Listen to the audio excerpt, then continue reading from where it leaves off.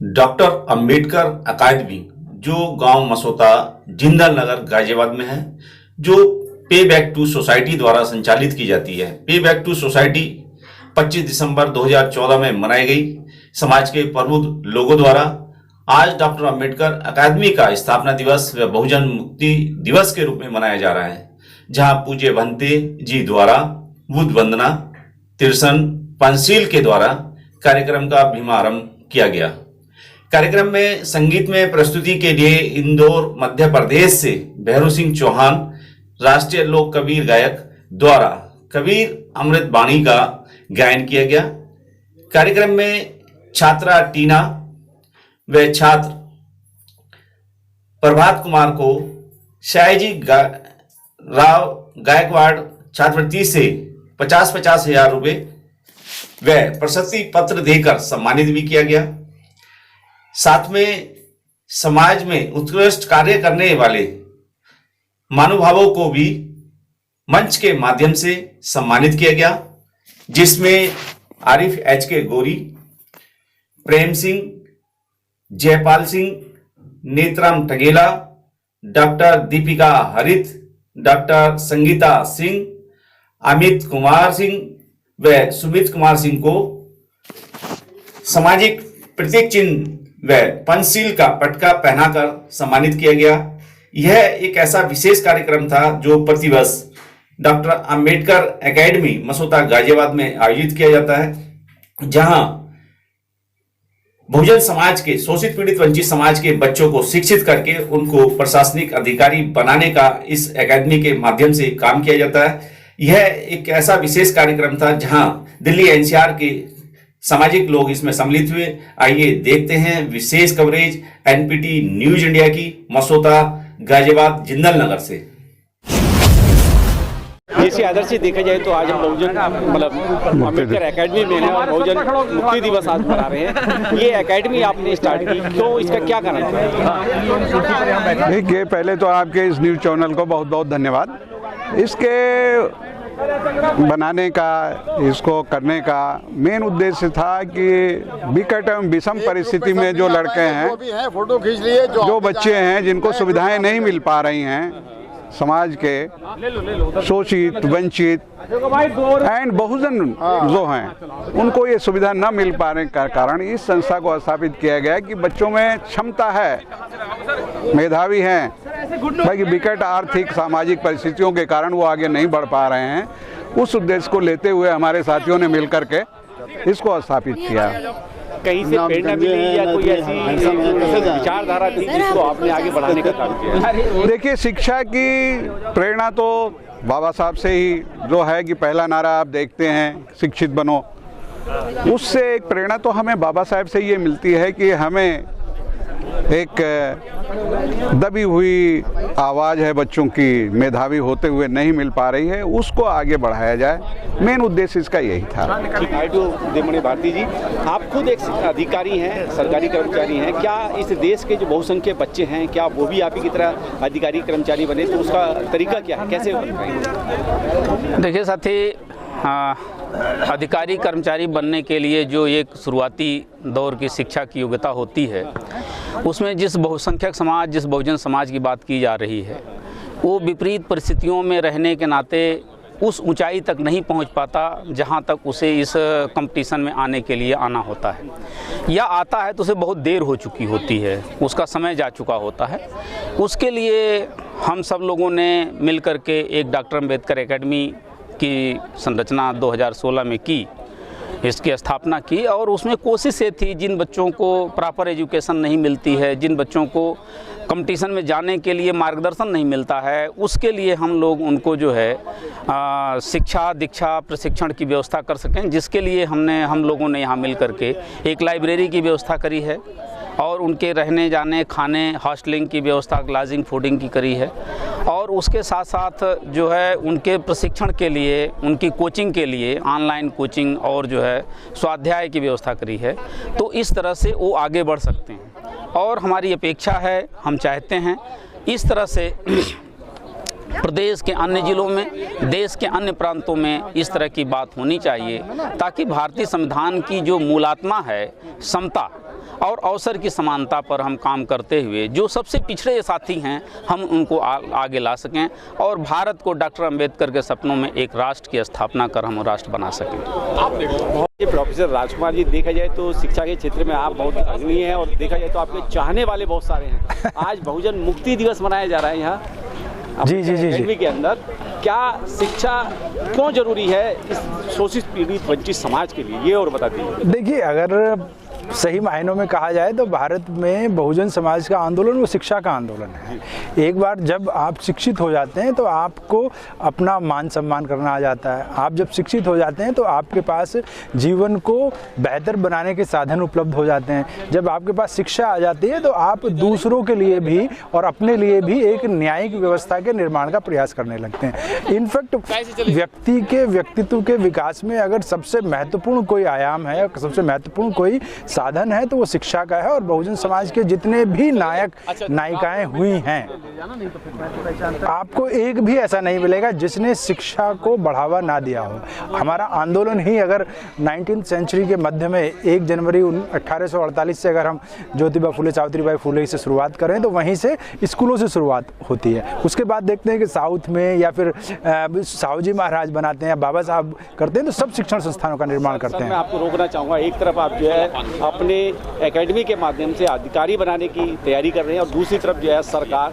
लाखों school primary और high school बंद करके देश के लोगों को बेरोजगार बनाने का काम कर रहे हैं। तो कैसे मुकाबला हो पाएगा? देखिए, मैं आपको बताऊं कि जब से भारत में राइट टू एजुकेशन इन्होंने लागू किया 2011-12 से, उसके बाद से अब पिछले 10 साल के अंदर लगभग 1.25 लाख स्कूल भारत में बंद हो चुके हैं। लगभग 1.25 लाख स्कूल। ये एक बहुत बड़ा षड्यंत्र है, क्योंकि ये जो स्कूल बंद हुए हैं, ये स्कूल बंद हुए हैं आदिवासी इलाकों में, ये स्कूल बंद हुए हैं माइनॉरिटीज़ इलाकों में, बैकवर्ड क्लासेस और शेड्यूल कास्ट की बस्तियों में स्कूल बंद हुए हैं। ये कह के बंद कर दिया गया कि यहाँ पे संसाधन नहीं है। सरकार को चाहिए तो ये था कि भाई इन स्कूलों में संसाधन जुड़ाते, शिक्षकों को लेके जाते, क्योंकि इनके लिए दूसरी जगह पे जाना मुश्किल है। लेकिन सरकार अपनी तरफ से प्रयास कर रही है। लेकिन ये बात मानी जानी चाहिए कि कोई भी समाज, वो समाज सरकार के सहारे आगे नहीं बढ़ सकता। उसे खुद अपने शिक्षण संस्थानों का निर्माण करना पड़ेगा, अपनी शिक्षा व्यवस्था को मजबूत करना पड़ेगा। वही उसकी हिस्ट्री, वही उसकी कल्चर, वही उसकी आइडेंटिटी को बनाएगी। और मैं समझता हूँ कि भारत में अगर व्यवस्था परिवर्तन करनी है तो बहुजन समाज को अपने शिक्षण संस्थाओं का निर्माण करना चाहिए। धन्यवाद। पहले आपका परिचय जानना चाहूँगा। मैं ओमवीर हूँ। मैं इस संस्था में शुरू से ही जुड़ा हुआ हूँ और एक ट्रस्टी के रूप में कार्य कर रहा हूँ। हमारा बेसिकली ये मैं बेसिकली सरकारी नौकरी में काम कर रहा हूँ। एक सेंट्रल गवर्नमेंट का ऑफिस है, उसमें मैं नौकरी करता हूँ। हमारा बेसिकली उद्देश्य ये था कि हम कुछ ज़मीन पर रचनात्मक कार्य करें। तो आज से करीब 5 साल पहले ये हम लोग मिले और ये तय हुआ कि हमें कुछ एजुकेशन के रूप में काम करना है। तो इसीलिए हम लोगों ने, सब लोगों ने मिल करके यहाँ पर इसको खड़ा करने का प्रयास किया।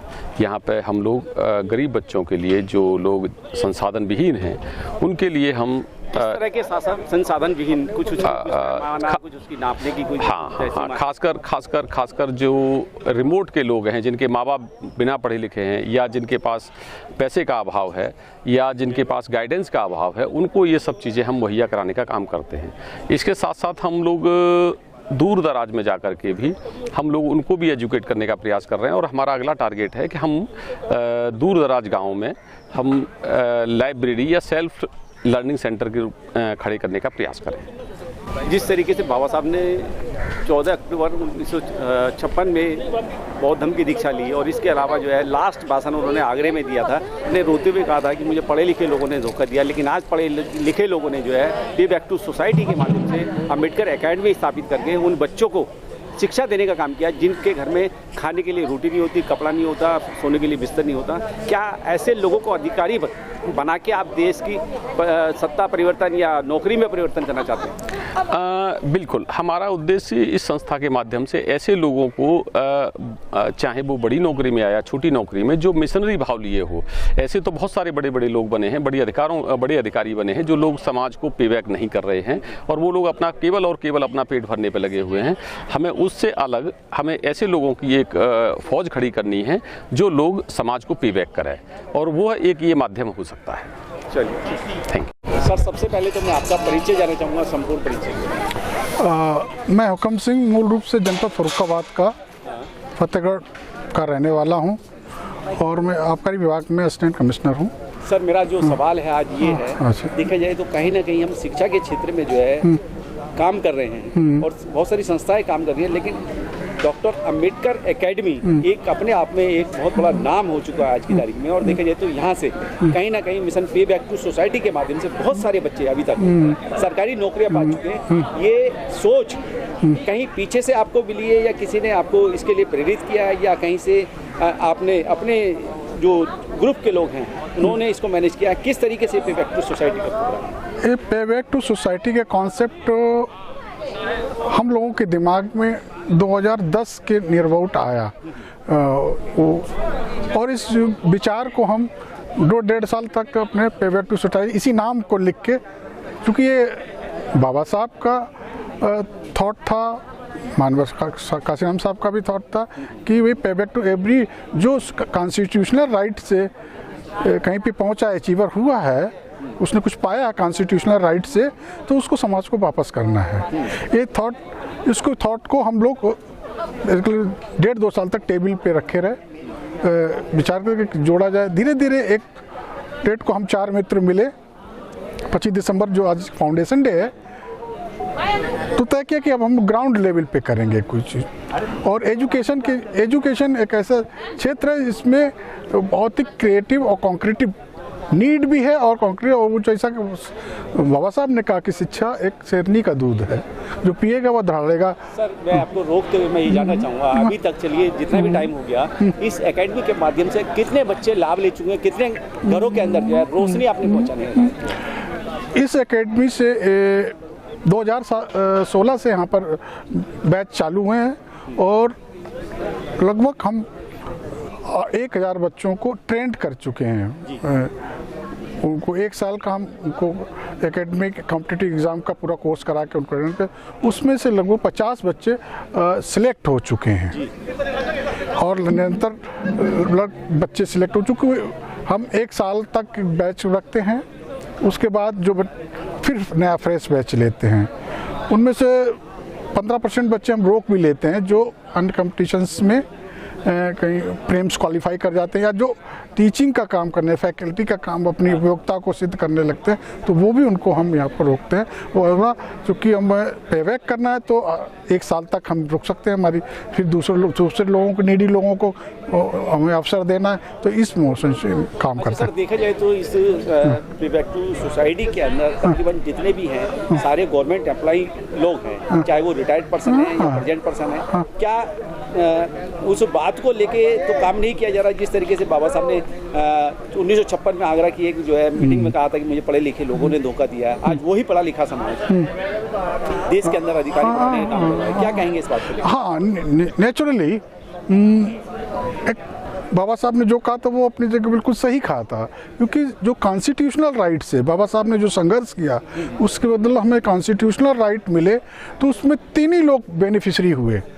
से सबको तो प्रोटेक्शन मिला, पर बेनिफिशरी 3 लोग हुए मुख्यतः।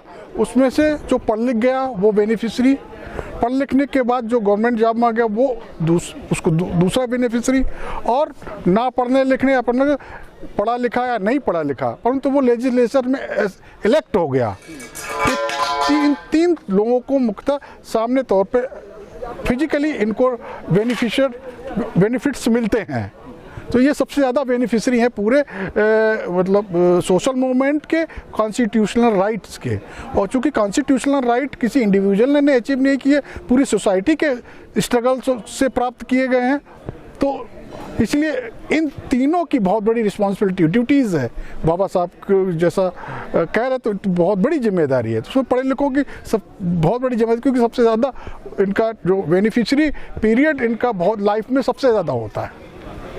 अगर इस एकेडमी से लोग जुड़ना चाहें या एकेडमी को कहीं ना कहीं किसी तरीके से आर्थिक रूप से मदद करना चाहें, तो क्या ऐसे कुछ नंबर हैं या कुछ ऐसे लोग हैं जिनसे बात की जाए? मिल जाएंगे, हमारी साइट है, उस पर आप कांटेक्ट कर सकते हैं। बताएंगे सर? वो mpbsindia.com, आप उस पर साइट देखिए, उस पर डिटेल मिल जाएगा पूरा। आप जो भी जुड़ना चाहे, ओपन फॉर ऑल, जो भी इस अपने लिए कोई स्पेस चाह रहा है, कुछ अपना इस तरह पेबैक करना चाहता है, तो वो अपना आ सकते हैं। यहाँ सभी के लिए, ये किसी इंडिविजुअल का कोई प्रॉपर्टी नहीं है, ये कलेक्टिव एफर्ट से स्थापित हुई। हाँ, अच्छी की स्टार्ट करने वाले हम लोग थे, और चूँकि किसी भी मोमेंट को चलाने, किसी भी प्रोसेस को चलाने के लिए कुछ लोगों को, इस्टेब्लिश लोगों को आगे बढ़ना ही होता है, परंतु ये है जो भी सेटलमेंट हुआ है वो कलेक्टिव एफर्ट से हुआ है। चलिए ठीक है, धन्यवाद सर। परिचय जानना चाहूँगा।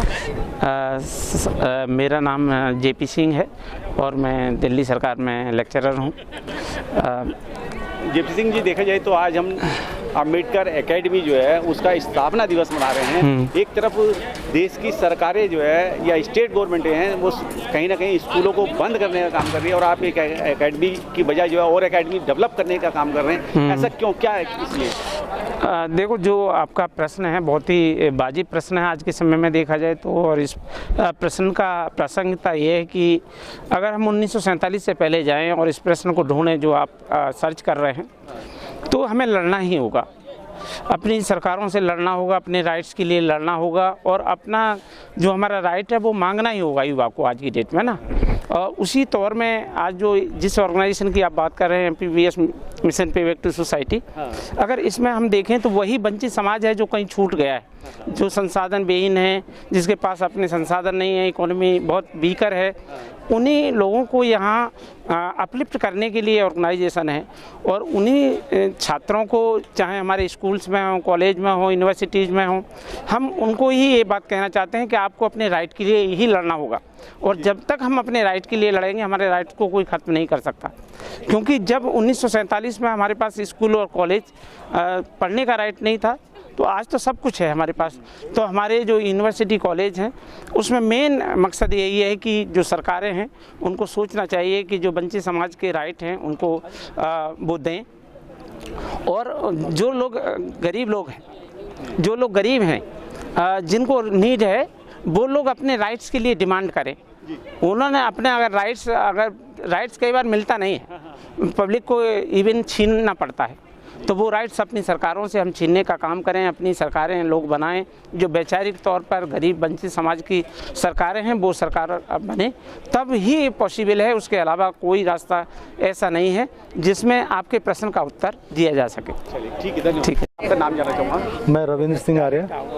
रविंद्र जी, देखा जाए तो आज की बात करें, SC ST OBC माइनॉरिटी के लोगों का देखा जाए तो कहीं ना कहीं खुशी का दिन है, सेलिब्रेशन का दिन है, लेकिन कहीं ना कहीं इस देश की जो मनवादी शक्तियाँ हैं वो कहीं ना कहीं शोषित वंचित समाज को इस देश के अंदर बेरोजगार या कहते हैं कि जो है उनको ख़त्म करना चाहती हैं। क्या कहेंगे इस बात को लेकर? ये बहुत ही संवेदनशील मुद्दा है, और जितना मैं समझता हूँ कि जो हमारा हमको जो आरक्षण मिला था वंचित वर्ग को, SC ST को, उसके बाद OBC को, तो SC ST को जो आरक्षण मिला था वो आर्टिकल 16(4)A में मिला था। रिप्रेजेंटेटिव जो आरक्षण था, जो उनको नौकरी मिली थी, सरकारी नौकरियां थी, वो इसलिए थी कि उसमें वो उसके समाज के रिप्रेजेंटेटिव के तौर पे हैं। वो उनकी इंडिविजुअल काबिलियत पे नौकरी नहीं है, उनकी इंडिविजुअल काबिलियत के साथ साथ उनको जो समाज के रिप्रेजेंटेटिव के तौर पे था, और वो समाज के रिप्रेजेंटेटिव के तौर पे जब नौकरी करते हैं तो अपने समाज को भी उनको पे बैक करना होता है, एक उनकी रिस्पॉन्सिबिलिटी बनती है, और उनको अच्छा भी लगता है कि वो इस काम को करें कुछ अच्छे लोग। लेकिन जिस तरीके से अब ये प्राइवेटाइजेशन हो रहा है, ये वास्तव में बड़ा दुर्भाग्यशाली है कि जब वो सरकारी नौकरियों में ही नहीं आ पाएंगे, चाहे वो SC ST वर्ग के हों, चाहे वो बैकवर्ड क्लासेस के हों, तो वो क्या समाज को पे बैक किस तरीके से करेंगे? क्योंकि उनके पास ना तो संसाधन है, नहीं उनके पास ज़मीन नहीं है, उनके पास इंडस्ट्रीज़ नहीं है, उनके पास कोई ऐसी चीज़ नहीं है, जिस संसाधन नहीं है जिससे वो समाज को पे बैक कर पाएँ। तो जब सरकारी नौकरी ही एक बात माध्यम था और वो ख़त्म होती जा रही हैं या ख़त्म कर होने के कगार पे हैं, ये बड़ा मतलब हमारे लिए बहुत ख़राब रहेगा हमारे समाज के लिए। जानना चाहूँगा, आज देखा जाए तो डॉक्टर अम्बेडकर एकेडमी का जो स्थापना दिवस मना रहे हैं, क्या इस देश के अंदर ऐसी अकादमियों की आवश्यकता है? और जी साहब, इसमें मैं बिल्कुल ये कहना चाहूँगा कि ये इस तरह की अकेडमीज़ तो जितनी ज़्यादा से ज़्यादा बनेंगी अच्छा है, और हर मंडल स्तर पर इस तरीके की अकेडमी हो, कम से कम तो उससे गांव के बच्चे वहाँ जा सकते हैं छोटे लेवल पे हर जगह के, और उनको हर तरीके की सुविधाएं यहाँ मिल जाएं तो बच्चा पढ़ के निकल सकते हैं। हर जगह से जो बच्चे, कई बार ऐसा होता है बच्चे फीस नहीं दे पा रहे हैं, बच्चे को स्कूलों में जाते हैं तो जूते नहीं होते हैं। मैं जाता हूँ गाँव में, देखता हूँ, स्कूलों में भी जाता हूँ, कई बार देखता हूँ कि प्राइमरी स्कूल के बच्चों के पास जूते तक नहीं होते हैं। तो वही बच्चे जब पढ़ के 12th क्लास के बाद या ग्रेजुएशन के बाद जाते हैं तो वो कोचिंग नहीं कर पाते हैं। तो उनको लिए बहुत ही अच्छा रहेगा कि हर जगह ये ज़्यादा से ज़्यादा संस्थाएं वैसे। सर, सबसे पहले आपका परिचय जानना चाहूँगा। जय भीम, मेरा नाम प्रोफेसर प्रमोद कुमार है और मैं आप सभी को आज इस महान अवसर पर, जब हम बहुजन मुक्ति दिवस मना रहे हैं, जब हम मिशन पे बैक टू सोसाइटी का स्थापना दिवस मना रहे हैं, इस मौके पे सबको मैं बहुत बहुत साधुवाद देना चाहता हूँ। मेरा मेन सवाल है, मैं केवल उस बात को बात करना चाहूँगा। यस, देखा जाए तो कहीं ना कहीं आप शिक्षण संस्थानों में, लोगों को अधिकारी बनाने का काम कर रहे हैं। यहाँ डॉक्टर अम्बेडकर एकेडमी में भी आज जो है वही काम किया जा रहा है। क्या आपको लगता है कि जिस तरीके से केंद्र की सरकार लाखों स्कूलों को बंद करके देश के नौजवानों को जो है मजदूर बनाने का काम कर रही है और आप एकेडमी के माध्यम से अधिकारी बनाने का काम कर रहे हैं, तो कहां तक इस सरकार से और इस सरकार की जो सियासतें हैं उनसे लड़ाई जीत पाएंगे? ये बात है कि देखिए, जो है जब हम 21वीं शताब्दी में आए हुए हैं तो ये बात समझने की ज़रूरत है कि जब आप पिछले 50 साल में देखेंगे तो सिर्फ एजुकेशन नहीं हमारे देश को एक, आप कह सकते हैं, एक बेहतर संस्था के रूप में स्थापित किया है। अगर हम 1940 के बाद अगर देखें तो जितने भी देश आज़ाद हुए हैं उन लोगों में जो commercialisation of education, privatisation of education के तहत वो आज देश कहीं खड़े नहीं हैं। हमारे देश ने एक ख़ास मुझे लगता है फेज़ में एजुकेशन, हेल्थ पे इन्वेस्ट किया। मुझे लगता है ये जो है हमारी एकेडमी भी उसी रास्ते पे है कि जो मेरिटोरियस और जो आप कहें स्केर्सिटी रिडन जो स्टूडेंट्स हैं उनको हम मदद कर पाएँ। मैं आपके माध्यम से सभी से, मुझे लगता है ख़ास तौर पे सरकार से ये बात रखना चाहता हूँ कि ये जो समय है ये बहुत क्रिटिकल है।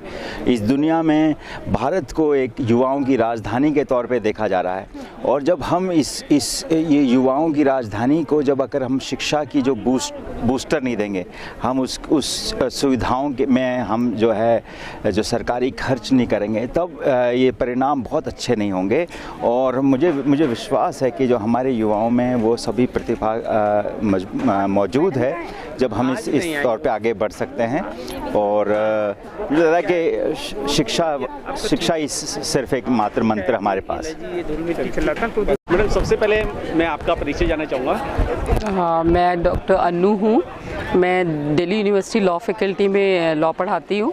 पिछले 16 साल से मैं वहाँ लॉ पढ़ा रही हूँ और मैं आज के 25 दिसंबर पे जो मैं मैसेज देना चाहती हूँ वो यही है कि बाबा साहेब की जो भी भूमिका रही है समाज को ऊपर उठाने में, उसमें हमें भी उनकी लेगेसी को आगे लेके जाना है और जितने भी जो कहिए समाज के vulnerable section of the society है, जो कॉन्स्टिट्यूशन में 15 और 16 जो प्रोविज़न है उसमें बताया है, उसके हिसाब से सबको उनका जो है मुझे लगता है पार्टिसिपेशन होना चाहिए पॉलिसी मेकिंग में। और जो जहाँ तक विमेन का रोल है वो एक बहुत ही पावरफुल होना चाहिए। उसमें हर आदमी को ये देखना है कि अपने घर की हर बेटी जो है वो एजुकेट हो और मिनिमम एजुकेशन ना रहे, जो कि हमारे कॉन्स्टिट्यूशन में फंडामेंटल राइट में इंक्लूड कर ली गई है कि कंपलसरी 21A में कि सभी लोगों को जो है 14 ईयर्स तक एजुकेट करना है। बट उससे हटकर भी मुझे लगता है कि एजुकेशन जो है हायर एजुकेशन में ज़्यादा रोल प्ले करना चाहिए। जैसे कि अभी गवर्नमेंट की NEP पॉलिसी जो नई आई है 2021 में, उसमें भी मुझे लगता है कि महिलाओं का और जो लड़कियों का शिक्षा के प्रति जो रुझान है वो ज़्यादा से ज़्यादा आना चाहिए। हायर एजुकेशन, यूनिवर्सिटी लेवल की एजुकेशन और ख़ास करके लॉ की एजुकेशन में हमारे फैमिलीज़ में कम लड़कियों को भेजा जा रहा है, तो मेरी प्रेफरेंस रहेगी कि लड़कियों को ज़्यादा से ज़्यादा लॉ ग्रेजुएट होना चाहिए। मैडम, मेरा सबसे बड़ा महत्वपूर्ण सवाल है, जिस तरीके से आप लोग की प्रोफेसर हैं, लोग पढ़ाते हैं, हाँ जी, यानी कि देखा जाए तो कहीं ना कहीं आपको भारतीय संविधान के बारे में एक विशेष जानकारी है। क्या आपको नहीं लगता कि इस देश की सरकार भारतीय संविधान से भारतीय समाज को या भारतीय समाज के छात्रों को अनभिज्ञ रखना चाहती है या उनके मौलिक अधिकारों से दूर रखना चाहती है? क्या कहेंगे इस सवाल पर? आई थिंक इसमें मुझे लगता है हम सब जो है इंटेलेक्चुअल्स हैं, हम सब जो है इसमें सोशल मीडिया से हर चीज़ को जान पा रहे हैं। तो जो गवर्नमेंट कर रही है काफ़ी हद तक जो है पॉलिसीज़ फेवरेबल आ भी रही हैं, पर मुझे लगता है फिर भी जो है ना कुछ जो लोग आप कहो कि उस चीज़ से जानकार नहीं है वो अभी भी वंचित रह रहे हैं। अगर आप इंटीरियर में जाके देखते हैं तो वो दूर अपनी लड़कियों को पढ़ने नहीं भेजने देना पसंद कर रहे हैं। रोज़ रेप विक्टिम्स हो रही हैं, रोज़ मोलेस्टेशंस हो रहे हैं। NCBRP का डेटा भी कह रहा है कि हर मिनट में रेप हो रहा है, हर सेकंड में मोलेस्ट हो रही है लड़की। तो उसकी वजह से मुझे लग रहा है जो भी पॉलिसीज़ बन तो रही हैं पर वो पूर्ण उनका इम्प्लीमेंटेशन ही मैं कहूँगी कि अच्छे से सभी वर्गों को नहीं जा पा रहा, उसका जो आप कहिए कि उसका लाभ जो जाना चाहिए, जिससे कि वो प्रिविलेज सोसाइटी ज़्यादा उसको उसका जो है क्या बोलेंगे कि फ़ायदा उठा पा रही है पॉलिसीज़ का। Thank you.